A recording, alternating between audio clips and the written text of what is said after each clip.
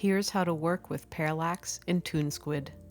Parallax is found within the property modifier section of the effects, and when you select it, two things are going to happen. A camera layer will appear, and the effect itself will now be in place, accessible by your layer that you put the effect on. This is the thing that confused me at first. The camera is not directly responsible for the effect. The effect is bound to the layer and is brought to life by the movement of the camera. Another way to describe this is that the displacement of the planes is created by the camera's travel, but how we displace them is adjusted within the layers. I just wanted to address this specifically because for a while I was trying to make the parallax effect go from within the actual camera layer, and that was an error.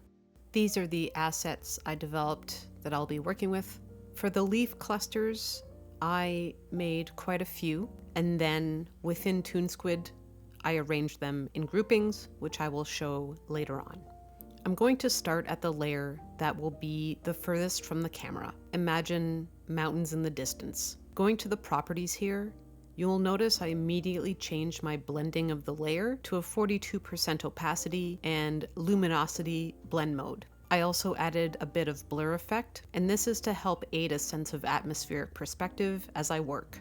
I'm now going to add the effect, and you'll see a camera layer was added to the top of the timeline. Now this rectangle represents the camera. With my camera layer selected, I'm going to get into the keyframe and just make a simple pan from left to right. I knew that I wanted to change the foreground of these rocks already, but I wasn't sure of committing to how. So I placed the effect and put it to a depth of 15% as a placeholder and moved on to working on the middle grounds. Here is how I made my groupings.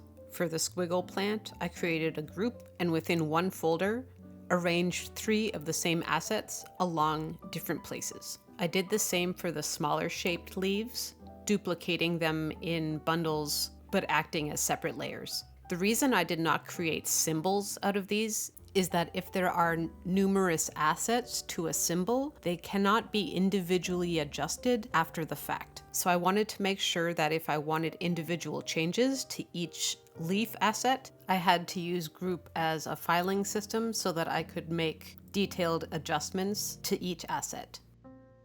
To further imply receding space, I apply a subtract blend mode, change the opacity, and now have a layering effect that retains texture but builds depth independent of parallax. Lastly, I decided it was best to have a foreground that was a bit more extensive so I could really push that sense of movement. And instead of the effect, I keyed it in manually, and this is what it all looks like. I hope this was helpful. Thank you for watching, and I'll see you later.